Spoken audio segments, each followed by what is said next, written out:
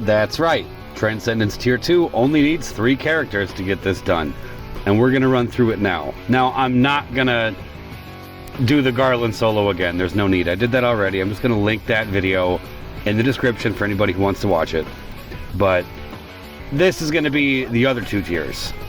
Because I posted an image showing that you really only need Garland, Terra, and Krile to beat Transcendence Tier 2. That's it. So this starts very specific. I gave Krile the Ignis call so that we can get the elemental enchant up right away, and so that Terra can begin this with her burst. Because the name of the game here is to just spam, spam, spam, and get the summon up so that we can keep the damage coming. Because we cannot let these things get turns. We don't have dispel calls, we have none of that. We're going all out damage. Possibly a Ferris call would have worked too. I'm sure it would have been fine, but I don't know, I just wanted to go for straight damage. Break order is very important, obviously, as it always is. The name of the game is to keep their turns back as much as possible. So that's why I triggered the one on B first, because he's in the back, so now I know A is going to recover to full 9s. So that way we can get out of here, please. So that way we can do this. So we can break B back. And there we go. This whole thing is keep away. I wasn't the person who originally thought of this. I mentioned this guy recently, but this guy, No Limits, he's the one who did this first. So I shouted him out, and I showed the picture that I had done this. And I wasn't even planning on making a video for this, but then somebody asked, and then I had mentioned that, yeah, okay, well, I did record these, luckily. Well, actually, I had to go back and record them. Because the first time I did it, I didn't record it. I was just kind of doing it, you know, in my own spare time. I should have just recorded those. So this is me going back and doing it again because people were asking for videos. So sometimes I listen when you ask, if I have time. So here we are. So don't hesitate to ask. So they're about half dead. Summon is 3/4 of the way full. And after we can't really Terra spam anymore, we are going to play very heavily off of stuns. So the reason we're charging this up is because we cannot let them take a turn, because for a few reasons. 1, they might just kill us. And 2, even if they don't right away, they're going to put up that HP damage reduction buff. And it's bad. It cuts it by like 75% or something crazy. I don't know if it's that exact figure, but it might as well be that. If it's not that, it's damn close. So we can't have that, especially with just 2 characters here. And no way to heal, not gonna happen. So we gotta stun them now. So the idea here is eventually we are gonna let them have turns, but then they'll be stunned, and then the Krile trap will go off and they'll be stunned again. So we're gonna play very heavily off of that.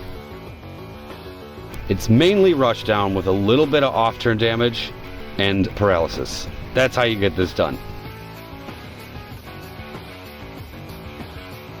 And yes, as you can tell, I opted to go for double speed because I didn't want to make 2 more separate Transcendence videos, so I figure, you know what, I'll just power through these 2, do them at double speed, and combine them into one video. And it ended up being about 15.5 minutes, which is a good length in my view. That's not so bad, because once we start getting to like 20 minutes, that's just too much for me. In fact, I think the Reckoning 3, the first one I didn't double speed that one. I think that one was like 17 minutes. Even that's too long for my liking. So to combine 2 Transcendence stages into one, yeah, we're going double speed. And then I will never touch Transcendence again. Well, tier 2, I should say. I'll be done with it after this.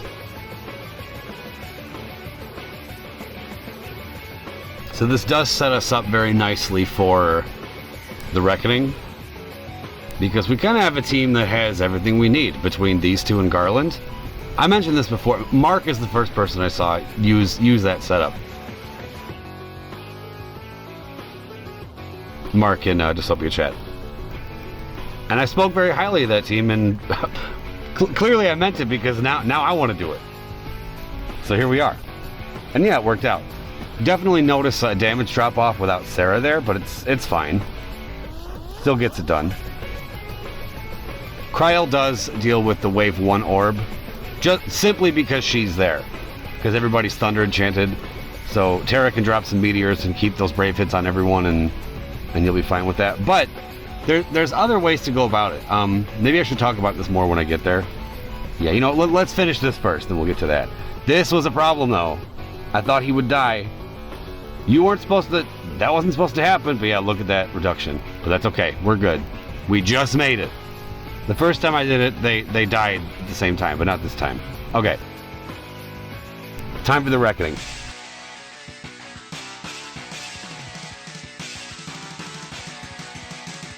My calls, because it, again, double speed, it went too fast. I gave Ignis to Krile again. I gave Jack to Terra. And I gave Gabranth to Garland. But I was talking to No Limits, and he said that he used different calls. I don't know exactly what he used, but for this wave, I do remember he brought a Paladin Cecil call. And what he did was I don't know if he used any LDs here, but I ended up using 2 LDs in the first wave because these guys can get aggressive. So I'm like, no, we got to just kill them. But what he did is he brought a Paladin Cecil call, and if I'm understanding it correctly, he just kind of let them swing, and it didn't matter because you were overhealed. So I don't know if he was eating all attacks or what, but he must have been if he wasn't utilizing what was I gonna say? Sorry, I'm losing my train of thought. If he wasn't utilizing Terra's LD, excuse me. So that works too, either that or this. I mean, whatever you're more comfortable with. Because I opted to, yeah, see, and this kind of sucks that they're double focusing Garland. Because what I figured was, okay, we have the Ignis call already, so we'll take a little bit of damage, but then we'll heal it up before the birds in the last wave go into don't heal stance, and then we'll just rush them down and be fine. So, I mean, it worked out, because we're able to heal Garland up over the HP requirement, but if they would have hit 2 different people instead of just doubling up on one person, we probably would have ended the fight at full health. But regardless, it doesn't matter. It's still good enough. It gets it done. So I melt down for turn rate because she jumps in front of B, so that way they can both get turns while they're stunned. And then Terra can pop another LD and kill them. Well, almost kill them. She'll wear them down enough to where the other 2 can kill them.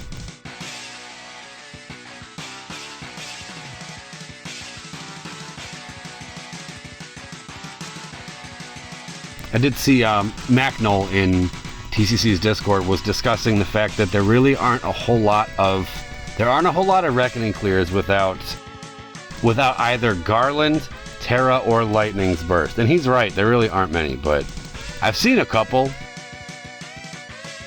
fact, I know Black Nero, when he did this stage on JP originally, he used Onion Knight's Burst. So that he's a great character for this, if you think about it. He's really good. I, for one, will not be joining those ranks because I did this Transcendence with 3 characters, so I'm not going to unperfect that. It is what it is. Check this transition right here. I love this. That's right. It's a very abrupt musical transition, but I don't know, I just liked it. So now we bully the bird. It's okay to let him act. In this lifespan, his first one, he's not all that threatening. I'd rather not eat his all attack. Again, if the bosses in the first wave would have hit 2 different people, we could have eaten that all attack and then healed it up later, but we don't have that option. So I was a little worried that the all attack might kill Garland. So I just didn't let him do it. So I used a Krile LD, I think she does that next, to go for a stun. That's right, yeah.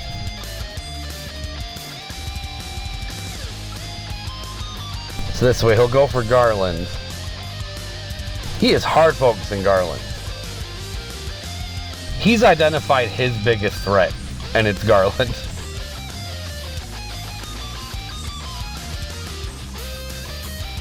Get that break. Okay, he's gonna break Garland too, for sure. That's fine. That's fine.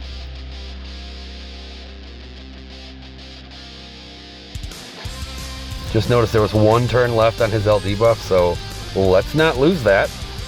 That would not be good. One thing I don't like is, yeah, I'm seeing now why No Limits did it the way he did, because I kept putting myself in a position where I kept having to use Meltdown against a single target with Terra, and I don't like that. But I think that's just more so the fact that I used too many Meteors earlier. I should have used more Meltdowns then, so I could use Meteors here. That would have been a lot smarter to do. But it's all right. Whatever works.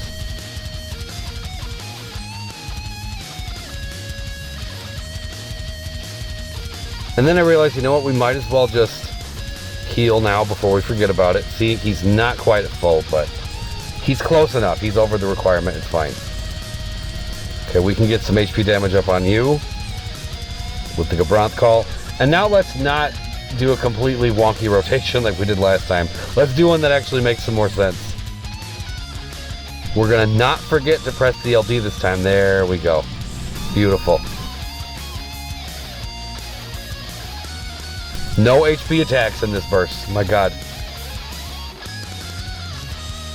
But it's still a big difference without Sarah here. That's for damn sure. Here, you'll see it in a second. Yeah, see, that wasn't even that much more than the one that I screwed up last time. That's because of Sarah, because Sarah is godlike. But not necessary for this. In fact, or anything, because other people, you know, they beat all the stages without her on the Japanese server, so she's not necessary, but I do feel bad for people who didn't get that LD. I really do, because it's, like I said, it's godlike. Okay, this bird is getting bullied.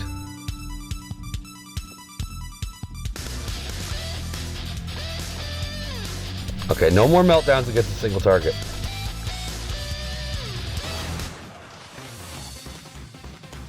And that musical transition was even better. I don't know, I feel like I killed it with that tonight. Okay, so now we can dump all of our... Quick observation I'm noticing. For this wave here, I'm noticing a lot of people are saying, you know what, the last wave of this stage is actually really easy. Well, yeah, that's because most of us are saving all of our ammunition for these things. That's why. It's kind of like you're getting into a fist fight with wave 1 and wave 2, and then you bring an automatic machine gun to wave 3, and you're like, I don't know why wave 3 was so easy. What's up with that? Well, that's why. That's exactly why. Because these birds are HP spammy as hell, and they put buffs on that increase their HP damage dealt. So that's why we're doing all this. It's not because they're easy, it's because we know that they're assholes, so we're gonna just make it unfair for them. And there's no shame in doing that. It is weird that they went with parrots as an enemy design. I don't know. I don't know why that's so weird to me that they just gave us parrots. It's just, you know, Transcendence is seen as, okay, this is some of the most difficult content in the game. You really got to bring out the big guns. It's a marathon.